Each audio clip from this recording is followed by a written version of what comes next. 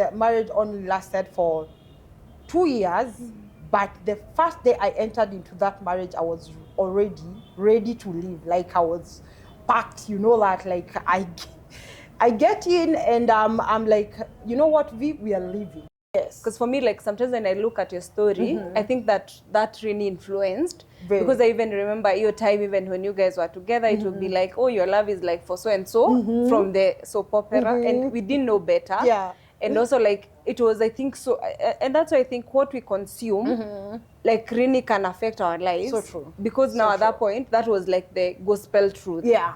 I get to the house that he was staying in. First thing that hit me was a lady's clothes on the couch. I'm like, okay, whose clothes are these? The first thing that came out of his mouth, like, mama mwenye unifulia, sometimes yu kuja na nguo zake, na naacha nguo zake hapa, maybe akikuja kuanua na akunja ndio ataenda nazo. What's popping, you guys? Welcome to another episode of This Is Me podcast.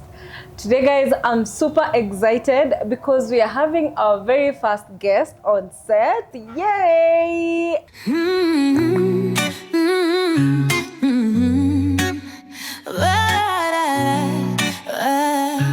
Oh yeah.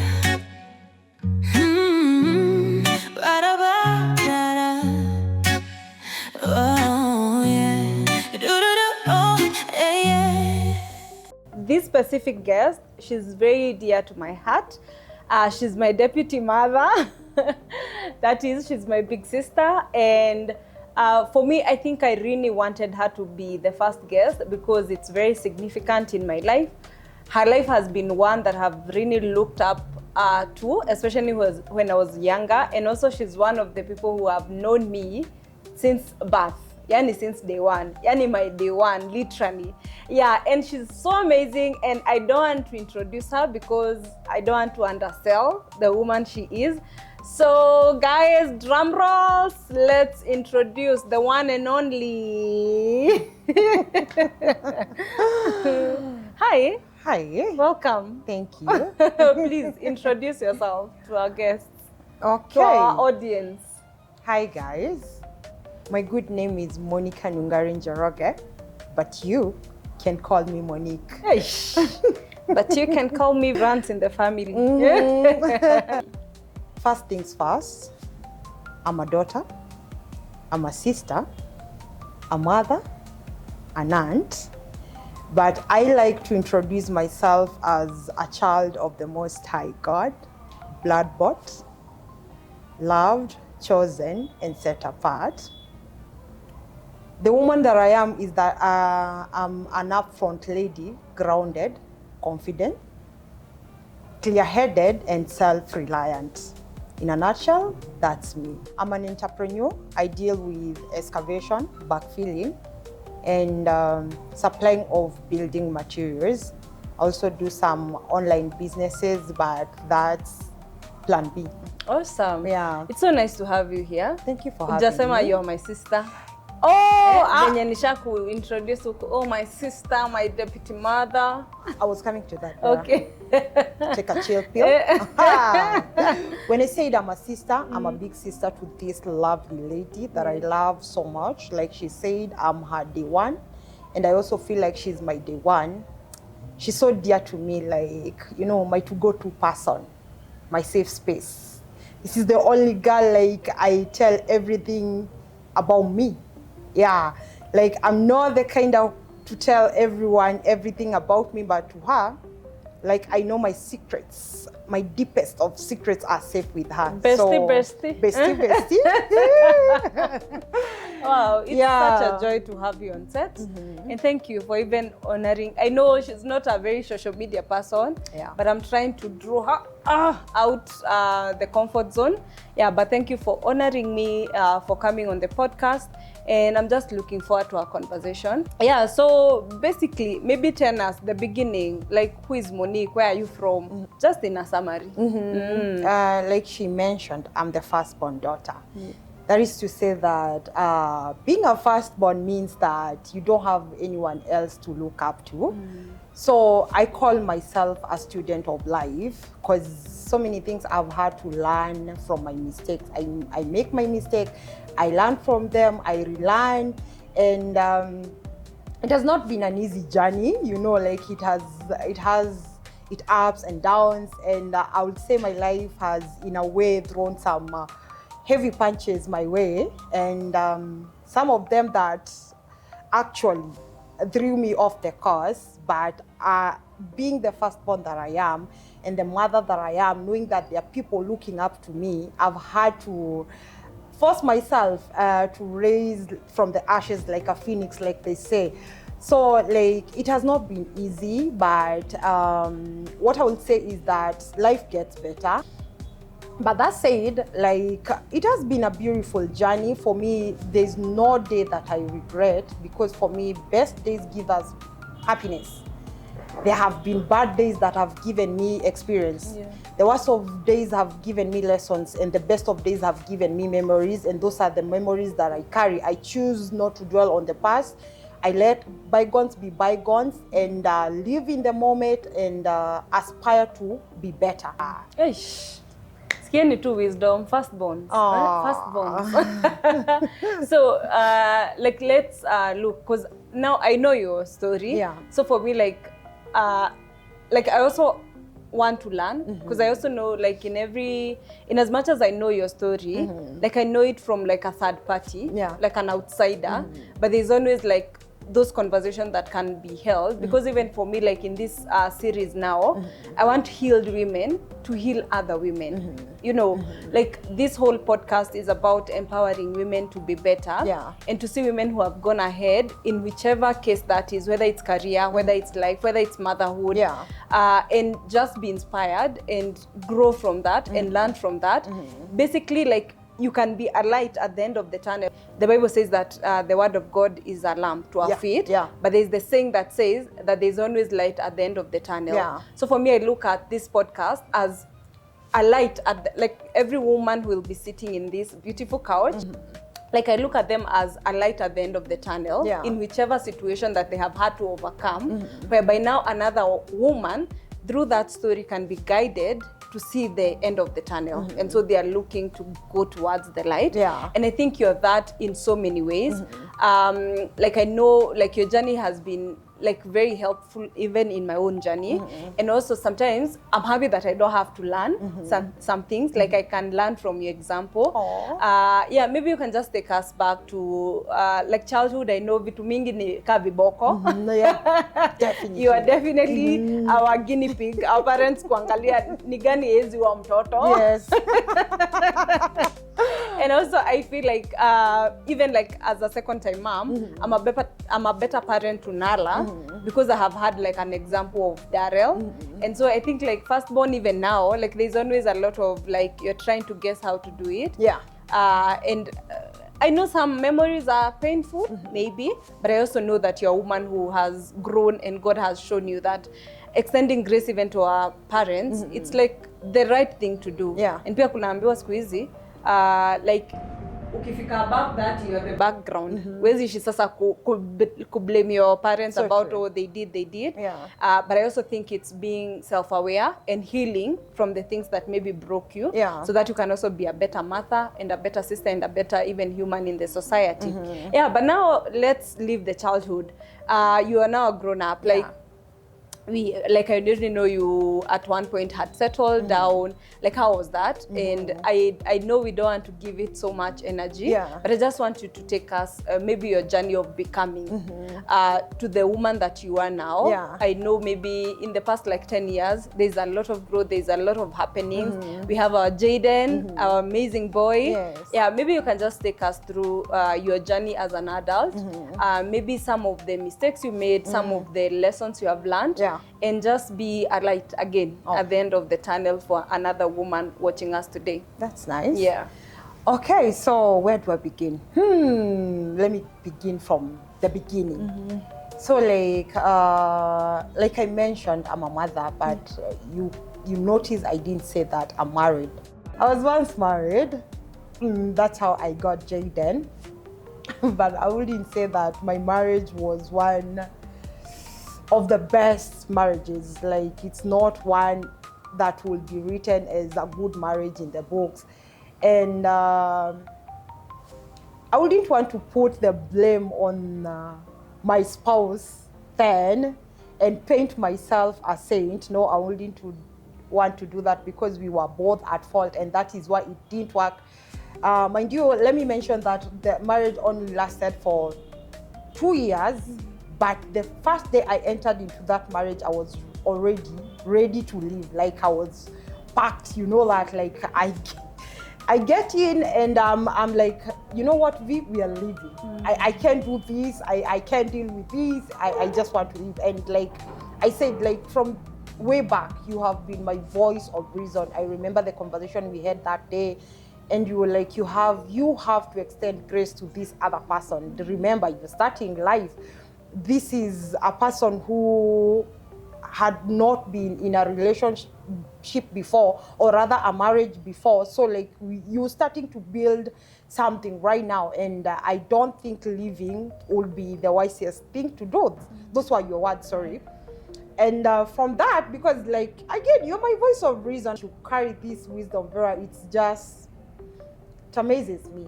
You are a woman of, you oozes wisdom. Aww. And I love you for that. So my marriage was not an easy one, yes. Maybe I give you just a little history, yes, please, behind that. if you're comfortable. Yeah, no pressure. Yeah, so like I was married to my sweetheart, my first love. This guy, I knew him way before. Like, I knew him since I was in grade 5. They call this grade 5. I don't want to say standard, so that Standard I can 5 pupils. So that you guys can know that I'm a millennial. No, I will say grade, because I'm a Gen Alpha at heart. Yeah. So Gen I was Z. No, Gen Alpha. Oh, I'm Alpha. not even a Gen Oh Z. my I'm Lord. a Gen Alpha. Yeah, sorry. So like my marriage. So I got married to my high school sweetheart, or so I thought. So I know this guy from grade 5. We are brought up together in the very same village. I know the parent, and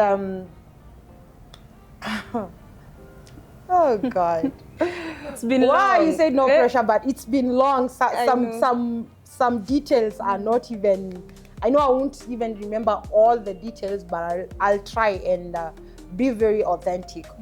So like way back in high school, in primary, we didn't know what was love. We knew that we were attracted to each other. I like this boy so much. I want him to sit at my desk, blah blah blah. I want to hang around him and everything. Then we go to high school. High school, we parted ways. So like I had to go to boarding school. He had to remain in attend day school.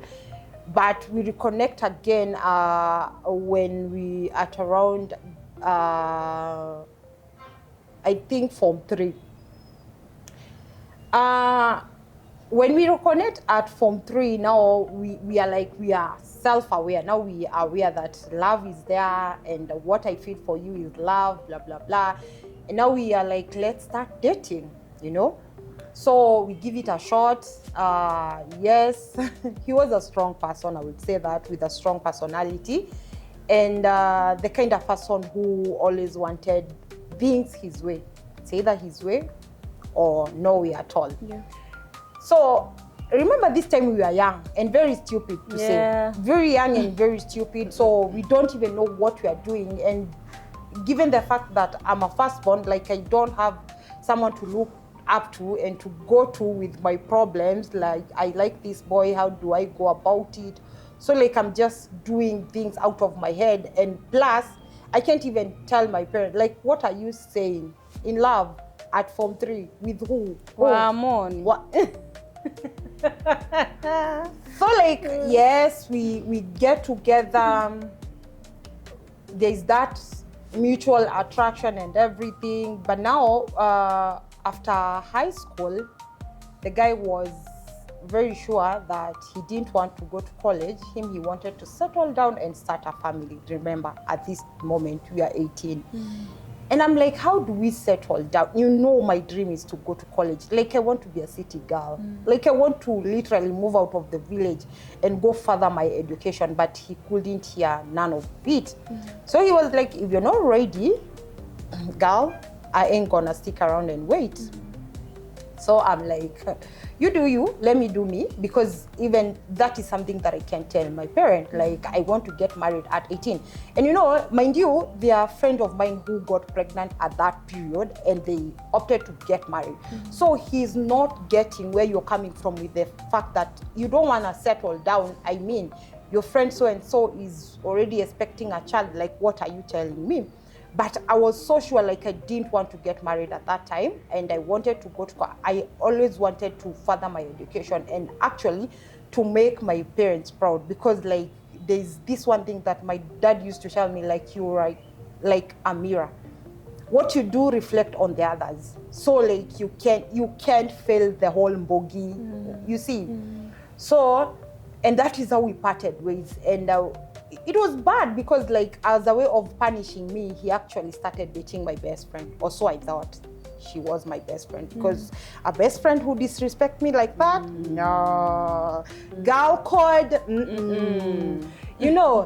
So he started dating my friend when we were still in fourth form, and I was really hurt. But now we got separated after that. So I come to the city, I start with my education.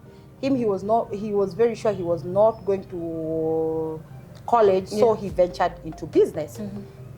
So we are separated for 4 years.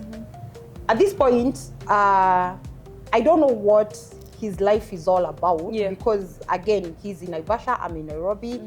I'm busy with my education. For me, it was done. Like, you can't do me like that. You don't go dating my friend, then expect me like I will respect that. For me, I was done. But I didn't know that the guy was keeping tabs on me. So he was keeping tabs on me.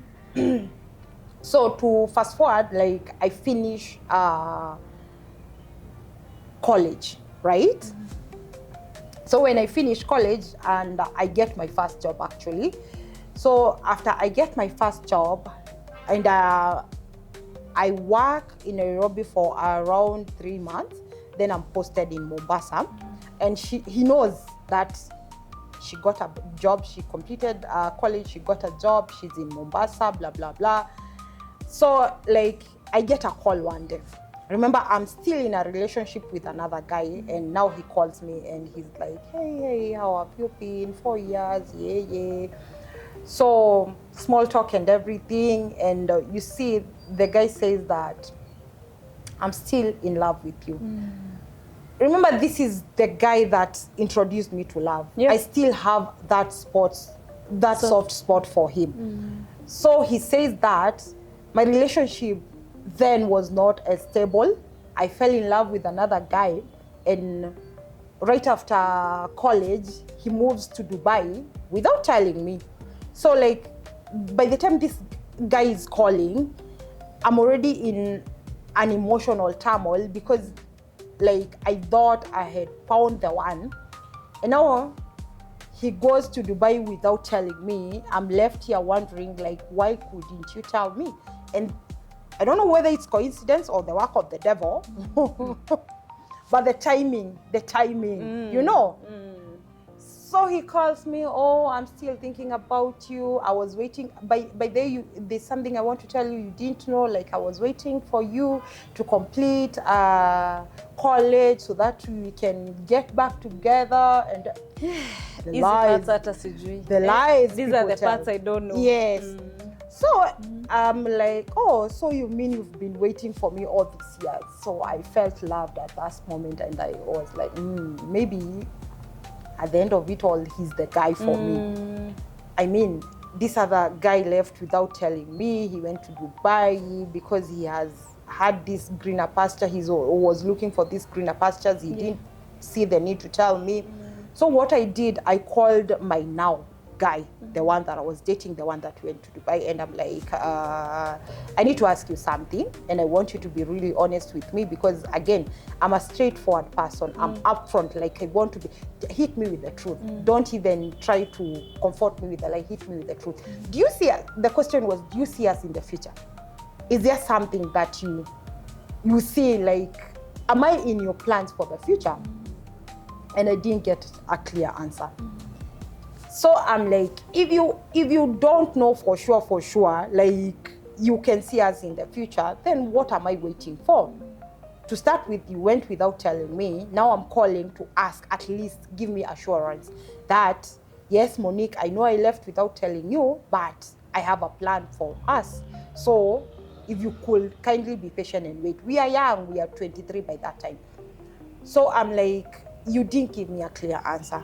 And for me, if you don't give me a clear answer, that's my cue to move on. Because like, you don't even know how long you'll be gone, but you want me to wait, and wait for what? Yeah. So at that moment, I called it off with this other guy, and now I wanted to go back to my soulmate, my sweetheart, my high school sweetheart. It was like a green card, like, yes, go for it. Yes, go for it, because this other guy is not sure. And even as I am hearing you speak, Yeah.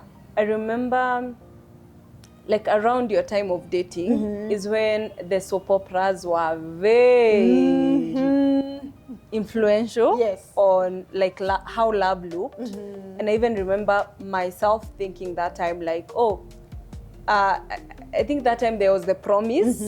Wazee ukumbuka. There was The Promise, I think, and then kulikuwa na ingine ile ya Maria Chui. Yes. And so, like, for me, even like watching your, because you know these people are either meeting when they were very young, and then their love just blooms to adulthood. It's like we are shown them as children, and then there's this whole transition later. So for me, even by this time when you're coming back and you're dating this person, I knew my mom's stand, our mom's stand. Yes. Like, mom was not for the guy. Like, since mko watoto, mom was not for the guy. And I know it used to hurt her so much, hearing that you're dating this guy and all that. And I know she kept saying, no, this is not the guy. And right now, thinking back, I think mothers know better. Right. Yes. And the fact that also she's like a woman of faith, discernment, of course. But I think also that influenced a lot, like how we viewed love then. Yeah. Because even to me, you guys were supposed to be, you were meant to be, from how the soap opera like presented love. Yes. That was your love, you know. And so sometimes I also think now, like, love was a bit clouded. Yeah. And like there was a representation, like a lie representation of what love could be. Yes. Because for me, like, sometimes when I look at your story, I think that really influenced. Because I even remember your time, even when you guys were together, it would be like, oh, your love is like for so and so from the soap opera, and we didn't know better. Yeah. And also, like, it was, I think, so, and that's why I think what we consume, like, really can affect our lives. So true. Because now at that point, that was like the gospel truth. Yeah. You know, and now it made sense that the person who you are with, like in primary school, he's back now. Yeah. And it makes sense because this is supposed to be your soulmate, you know. So you go back to your first love. I go back to my first love. And life happens. Yeah. Life happens. Like, I remember I had to try. I gave it time. Like, I gave it like 6 months. I was in Mombasa for those 6 months. We still talking on the phone, we still planning. He's giving me all this idea of, like, I want us now to get married, you have no excuse. Remember, we had a plan, blah, blah, blah. And I'm like, yeah, he's speaking my language. I mean, I went to college. Yeah. So I gave it time. Even after we started talking, I gave it like 6 months. We're still in that talking stage. Remember, I'm in Mombasa, he's in Naivasha. So we're just talking over the phone, and he's telling me, remember, you're the girl for me, the girl I want to marry. It's you, Monique. We had a plan. Now I let you go to college. You already have a job. So what could stop me then? And I knew for sure. I knew, like, my mom could not approve of our love. But I was like, this is my life. This is the guy I love. So I'll just have to convince mom that, you know what, mom? It's not your way, it's my way. This is the guy that I've chosen to settle with, and you have no choice but to accept. So I remember after 6 months now, I decided to surprise him. Actually, I didn't tell him that I was coming. I decided that I'm gonna surprise my guy because this is it, like we are happening. So I moved from Mombasa. I remember I took basi ya usiku. I reached to Tao, Nairobi at 6 a.m. I take another matatu to go to Naivasha. He had already told me where he was staying, and Naivasha is not new to me. That is my home. Yeah. So I go and surprise him. But funny enough, like I get there and I call him because I don't know the specific house. So like, hey, you know what? I'm here. Where? Here where? Like in Naivasha, come pick me. So he comes pick me, but I'm getting the vibe of I'm not excited. Like, why didn't you tell me? But I'm like, it's a surprise. Was I supposed to tell you? I decided to surprise you because like we are happening. You have been telling me stuff, and I want you to tell me face to face, like, what are we doing? So I get to the house that he was staying in. First thing that hit me was a lady's clothes on the couch. I'm like, okay, whose clothes are these? The first thing that came out of his mouth, like, mama mwenye unifulia, sometimes yu kuja na nguo zake na naacha nguo zake hapa, maybe akikuja kuanua na akunja ndio ataenda nazo. I was like, saa kani mama fua, I'm good. Tell me how. I go to the bedroom, I find some pads, you know, like on the table. I'm like, pads, really? But ni za mama fua. And he's like, honestly, those ones, I had not seen them there. Like, I didn't even know, like, you know, like, at that moment, if I was wise enough, that was a red flag there. Like, those were writings on the wall that this guy, Monique, even though you have been talking, this guy is not, he's not single. Yes, you've been talking, you've been planning all these things, but this guy is not single. So I don't remember the excuse I was given for, the excuse was like, he didn't see them there, and then for sure, hizi bado ni za uo mama fua. And now nitamwambia, akikuja, asikwangi akiacha vitu zake. Because now, ebu imagine, babe, I can only imagine what you're thinking, but no, it's not that.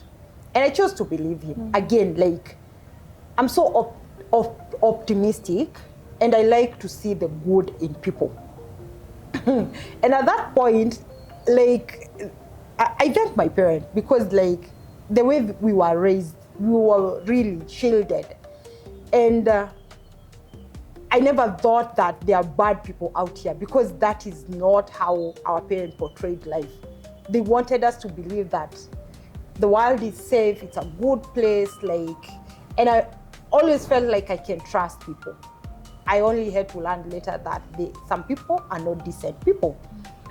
So one thing led to another, and we did what we did, and guess what? Monique was so gullible. Like, I was so naive, Vera. I didn't even know about contraceptives. I've 23, yes, I've done biology, but I didn't know. I think it's the shame, like, because I always felt like, now sasa niende kwa chemist. Niende kuambia mtu wa chemist, I need family planning. I'm not even a parent. Now, like, nilikuwa na feel they will definitely know that you're having it. I truly hear you. Yeah, so like... So now, that time, things happen, you get pregnant. Yes. The first time. The first time. So, like, I had taken a leave for, like, 3 days. So it was all good, like, you know, those 3 days, now apart from the red flag that I totally ignored. And so after that, I had to go back to Jabom. So at that point, I don't even know that I'm pregnant. I just know we did what we did. And given that I didn't know even about P2, I'm not on birth control, I just went back to Jabom. 1 month down the line, I missed my period. And that's when I was like, girl, wake up, smell the coffee before. Because, like, sikuzuri. I tell the guy, like, I've missed my period. I think that was his joy, because like from the word go, this guy wanted to hold me down. He wanted to get me pregnant. He wanted to make sure that I was locked in. And I think for him, one thing to hold me down was getting me pregnant, way before even after high school. Yeah.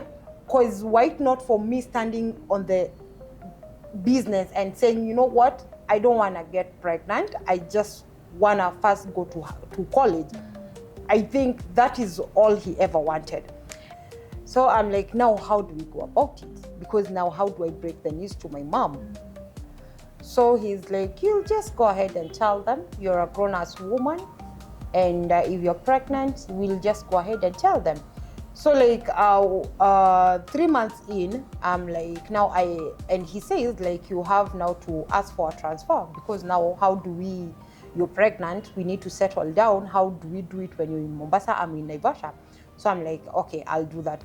I respect my mom, I respect my parents so much. So I told him like, I can't move in with you yet until I tell my parents. Then I've already decided that I'm gonna settle down with you, because I don't want again to get a child and raise him alone or her alone. So it was a question of now, how do I tell my parents? How do we move from here and past here? So we have the talk, and at this point now, like, there are things that I'm noticing, you know. There are things that I'm noticing that are not sitting well with me. Like, why are you so attached to your phone? Why can't I have your phone? Like, you can have mine. Like, even the time that I visited for those 3 days, he had my phone throughout. And I felt like it's the guilt of him knowing what he was doing, and now he wanted to make sure that I'm not doing the very same thing. But for me, I was in a relationship. I told you I called off the relationship because you called me and you assured me like you're the guy for me, and I want to build. So I'm clean. We're starting this on a clean slate. But unfortunately, it was not so for him. He was still doing some nasty stuff. And now things that I came to learn later, this guy, he had assured me that he was waiting for me for 4 years to complete college so that he could marry me. But I came to learn he already had a baby with another lady. You know, things that I didn't know, and things that he left when we were having this conversation of us settling down.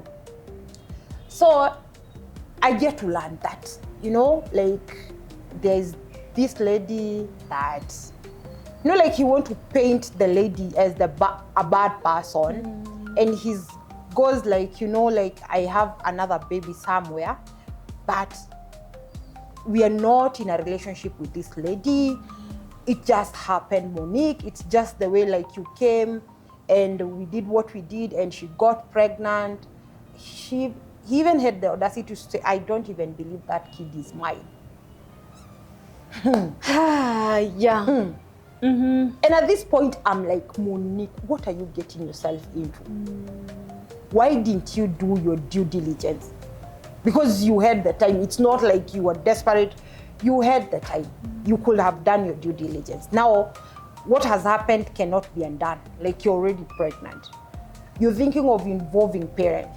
And now there's this bombshell that has been dropped. There's this bomb, like, I already have another baby somewhere. So I was like, no, how do we deal with this? I didn't know how to deal with it. I didn't even know who to go to with this kind of information. Remember, again, I'm 3 months pregnant. I'm trying as much to hide it. You see, like, for those 3 months, I was in Mombasa. So my mom couldn't know. Like, you know, mom tells early. Yeah. And even when I came back, I didn't go home. I stayed with dad. Dad couldn't notice. Of course, Nilikana Van Makudi and everything, he couldn't tell. I didn't even tell him why I got transferred in the first place. I was like, I just wanted to come back home. I was homesick. So, but now I knew, like, we have to tell, and we have to tell early, because I don't want them to know, like, to see me pregnant. I want to be able to tell them that, you know what, even before you ask, like, I'm already pregnant, and this is the plan that I have. But now with this new information, I'm like, what is this? why didn't you tell me that? Why did you leave that piece of information that is so important? Why did you leave it out? So he says, oh, that lady won't be a problem because we are not even together. I wanted to know, like, do you co-parent? And I came to learn he's not even in the child's life. That broke my heart. So I was like, okay, this doesn't sit well with me. And I think we should start already planning how you will start supporting your son, because for me, I don't believe that you can just leave your son out in the cold and say that the mother is bad, I don't want a relationship with this lady, blah, blah, blah, blah. But this is an innocent kid. At this point we are talking, the kid is already 3 years old. I think he was going to turn 3 years. And I couldn't have known. I got the birth certificate in his document. And I'm like, okay, who is Fabian? Na naona alizaliwa this time, na naona you're the father. And it's the audacity of, like, I don't even know if he's my son, yet you even have the birth certificate of the son. And your name is right there. But now, because you have been caught in your lie, you're like, I'm like, what are you saying? Plus, how would you hide a child? Like, if he was committed and he want to do marriage with you, how would that not come out eventually? You know. So like now I know there's a son somewhere. And now what was even hurting me more is that a son who is not being taken care of by you. And you're here expecting. And you're here expecting. Baby. It broke my heart. And now he was like, no, you can't let that stop us.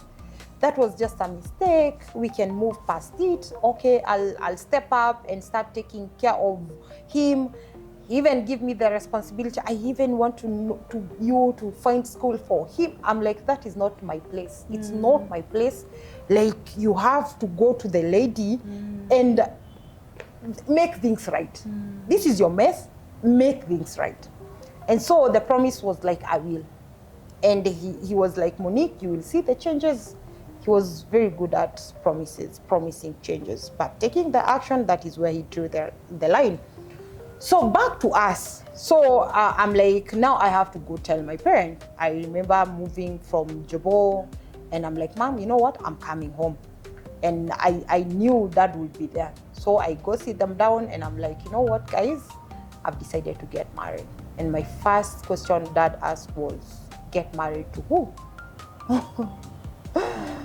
Oh. Drum rolls, parents, here You is should the have guy. seen their faces when I mentioned the name of the guy.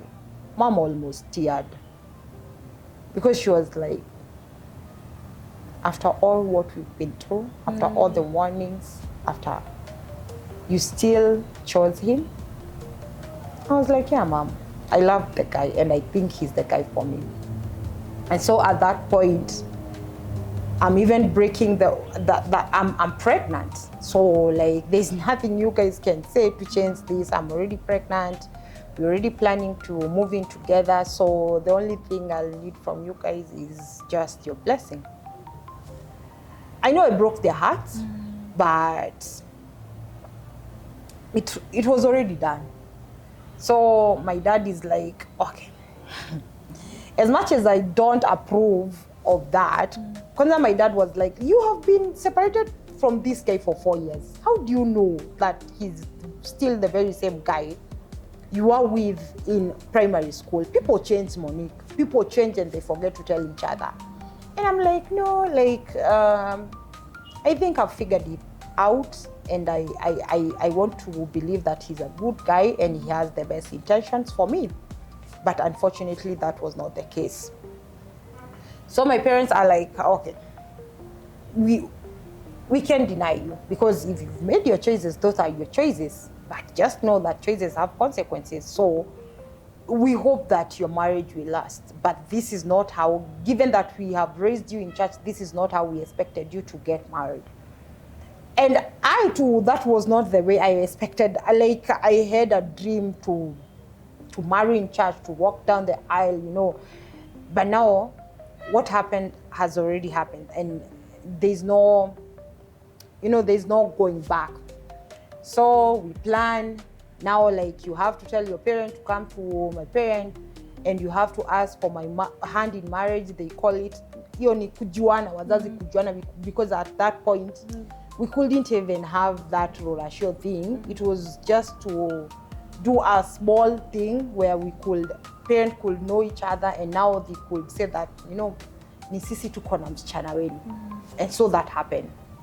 And after it happened, you know, like, the guy even proposed to me. Prior to that, like, he proposed to me. I remember when I came back from Mombasa, like, I'm still going to job. Then this one Valentine, you and my guy chose that it was the best day to surprise me. The burdens you have to carry. And so I got proposed that, and I was like, yeah, this is serious. And I was like, even if we don't do our marriage now, maybe if we get the baby, it will eventually happen. And so I was so content, and I was like, iende wacha iende ikam venye itakam. So, like, we do the ceremony, and my parents, now they give me the green light, go build your home. And now the day comes, and I have to move in with the guy. Oh, I get there, and the first thing I do is take his iPad. And I remember it was I think we moved in on Friday. Yes. And then by Monday morning, yes, you wake me at 6. She's like, Ebu Park, we are leaving now. We are leaving. We are leaving. Unajua ile umelala wewe hata huko. And then I'm sure naambiwa, because now I had to help them to, like, settle in and everything. I'm like, what happened when I was asleep? Like, it's literally 3 days. You know, a lot had happened because, like, and now I took his iPad and I found all these messages from I think from 5 different girls. And this was literally dating more than 6 people yes, at the same time. At the same time. And he's getting married to you. And you're getting married to me. We are even already moving in. Like, we've gotten a house. You've moved from Naivasha. Like, I moved from Mombasa. But you still, like, kwanza kuna moja iliniingia tu hivyo nikiwa na hiyo iPad. Babe, I miss you. When are you coming? And guess what? I showed the guy the text, and guess what he did? He deleted the text, and he asked me, where is that text? Narcissist. It's like, mark down. Hi. I was like, are you for real? Like, are you for real? I know. Like, are you taking me for a crazy woman? Do you want to tell me that I don't know what I read?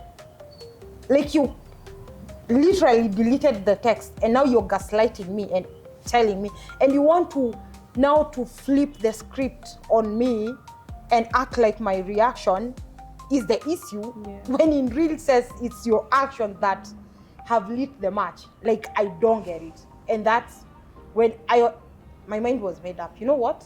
I'm leaving. Because now how do we start cleaning all these all these ladies? Where do we start? Our baby is on the way, and you're doing all this. You even went and met my parents for what? If you knew you're doing all these things behind my back. Yeah. And so after that, like, he was a very aggressive guy. He was. And very violent. You know, like, that time is the first time I saw him for who he really is. From deleting the text to him taking the iPad and throwing it and saying that if this is the thing that will make us separate, I would rather not have it. I'm like, iPad imekufanyia nini? Kwa sababu ni wewe, you've been using this iPad to text all these girls. So, makosa iPad ni nini? You know? Then, as if that is not enough, he started punching the wall and saying, no, you cannot live. Like, you live. And I'm like, yo, you're in the wrong, but you don't want to take accountability. And now he's just like trying to scare you and threaten you. Yes. And you know, sometimes, I think I was very young because I had just finished high school. I think I was 19 years then. Yeah. And at this point, we have already done the proposal. He's the type of guys where like he can convince the people outside your relationship. Because for me personally, I was convinced. When I tell you like your relationship was something I used to look up to, because this person tells you the plan he has for your sister. He shows you, like, you know, like even that proposal by itself, like you're just seeing like this person really truly cares. And so I, again, for me, I also feel like even for siblings, because I know at times you really want the best for your sibling, but I think right now I have learned on battles that I'm not supposed to even like fight for people. I've learned on battles that I shouldn't even be involved, because I think by that time, like I used to feel like your relationship is so perfect. It's so from the movies. It's like God brought these people back together. Like, and this person, that he speaks so highly of you, so highly of the relationship, so highly of the plans he has for you. At times, like it's like Monique don't want this. It's almost like when, like you feel like this person, because now some things to say, if someone comes and shares, maybe he hasn't told you. Like let's say for example the proposal, it's not like it was, but you see this person is invested in like making you happy. And to me also being very young and like thinking of love, how love should be and all that.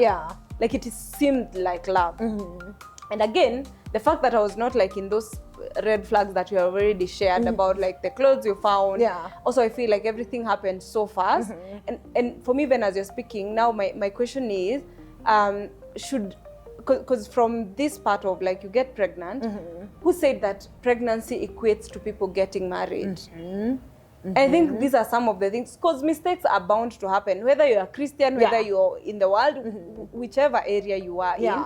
Like, hakuna human perfect, and so mistakes can happen. But can people change the narrative of, like, whenever you get pregnant, you're automatically guaranteed over marriage, because is that the best decision for you and for the child that you're carrying, you know? And I think I've really apologized about even like, because me, I didn't know what was going on. So me, this person is showing me this perfect husband to my sister who has perfect plans for the future. And then there's this now whole thing about love.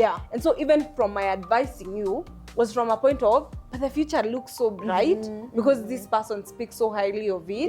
But I didn't know the context of even the things that you had found. And so like all that is happening, me, I'm busy sleeping in the other room.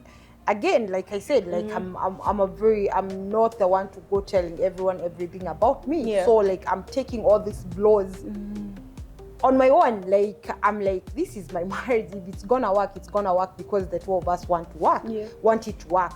But one thing I came to learn about narcissists, they're good to everyone else but you. Cause like this time he's from punching the walls. And now you come in, I come and wake you up, and he's like, V, tebu mwambie, ebu talk to your sister. Like, you know how much I love her. You say you love me. Is this the way you show me that you love me? And so after we had that talk, I was like, okay, maybe this is not the wisest of decisions. So I'm like, we'll have to have the talk again, because these are things I won't tolerate, and I want this marriage to work. How about I extend grace? So I'm like, and I remember crying that morning, because I'm crying. I'm like, you guys, don't throw away the good thing you have. Oh God, I was such a child. And I'm crying, and he's like, maybe I don't even want those women. And for me, even that time, because I was so young, when he said that, I just need a few like time to just clean up these girls that I had been talking to. For me, it made sense because I'm like, one, you guys got pregnant, but I wasn't even figuring. It was now months into like the pregnancy. Like he had no business talking to these other people. But for me, even that time, I thought, just give him time. He wants to do the cleanup action. Let the guy clean up, Monique, you know? Plus, you already know, like he has been feeding you with how much he loves you, the future he has. So it's just like, oh, give him a chance. And then he would also blame the women. You know, these people are texting me. People are just texting me. I'm not even interested. Lord. And so when I decided to give him, because I feel like there are people who just test you, you know, like just to test you to know that, oh, so that one I passed. Hiyo mtihani nimepita. So like I'll continue doing what I've been doing because see, I may accept, you know. Not you're caught in the lie and you're apologizing not because you're sorry, not because you want to change, but because you've been caught and you don't even have the intentions of changing. No, you just want to apologize for the sake of apologizing. I said sorry, can we move on? You know? And that was so him, because every time we had a problem, he's quick to say, I'm sorry. But I used to ask him, why are you even saying sorry? Why are you even saying sorry? Because sorry without change means nothing. So, yes, I decided to give my guy a chance to clean up his acts. But let me tell you, my guy, let me to tell you, minor. The beginning of that was the beginning breaking loose. of hell breaking loose. Him now getting comfortable, like he knows, like tumeenda kwa wazazi. You're expecting a baby. So where do you expect to go? You're going nowhere. You're here and you're here to stay. So it got worse. It got worse, and I was so drained. I was so tired. I remember in that period of 2 years, we had gone home for 3 times. Me going home, him coming. I need us to talk, guys, because like it's not working. Forget the idea that love is enough, because at times love it's not enough. What matters most, and even the looks are good, but let me tell you, like attraction fades, chemistry fluctuates. So what you ought to be looking for and what is important is